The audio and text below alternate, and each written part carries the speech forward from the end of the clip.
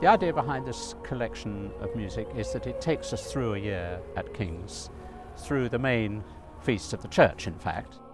So we start with Advent, and then we go through Christmas and Epiphany, and on to the presentation of Christ in the temple, and then on through to Easter and Ascension. There's a pair of pieces attached to each festival. Generally speaking, an early piece, a Renaissance piece, coupled with a more modern piece. And then the whole collection ends with Tallis's magnificent 40-part motet Spem in Alium.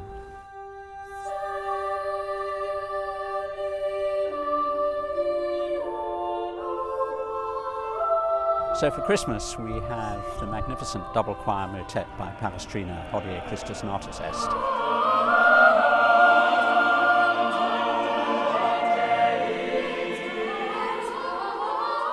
And then we have a setting of Away in a Manger by John Tavener.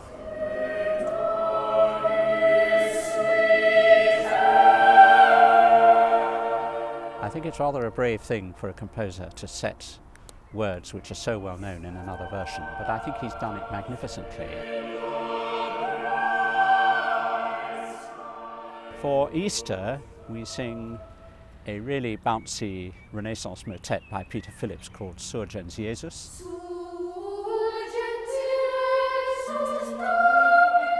And then another double choir piece by Charles Wood.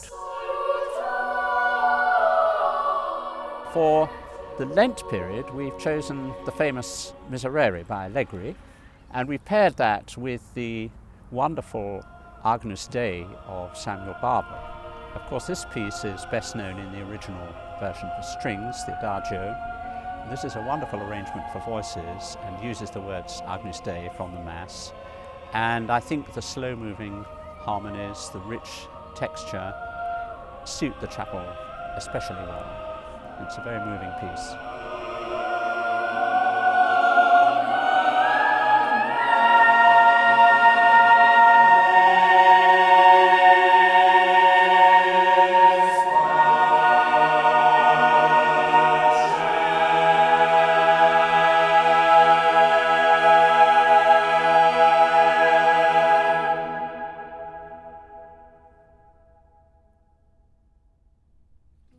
During the university terms, we sing 6 days a week in the chapel.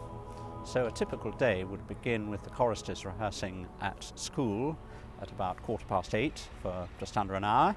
Then they do a normal school day and they come across to the chapel just after 4 o'clock.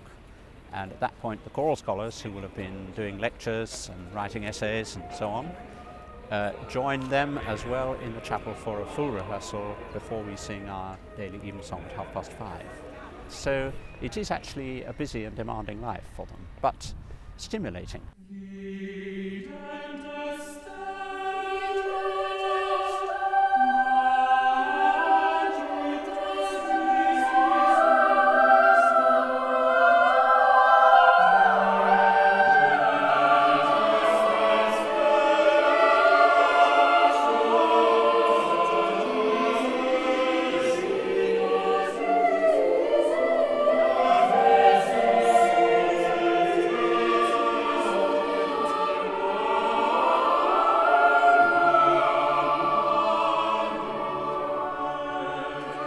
I hope will provide an insight into the way in which composers have actually reacted very specifically to the different kinds of festival in the church's calendar that is being celebrated at any given time.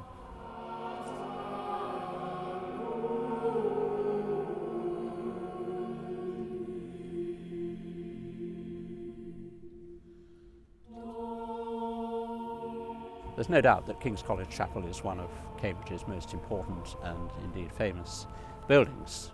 Once you walk through that door and you're in that magnificent building again, there's a way in which it takes hold of you and it really challenges you to want to do your best.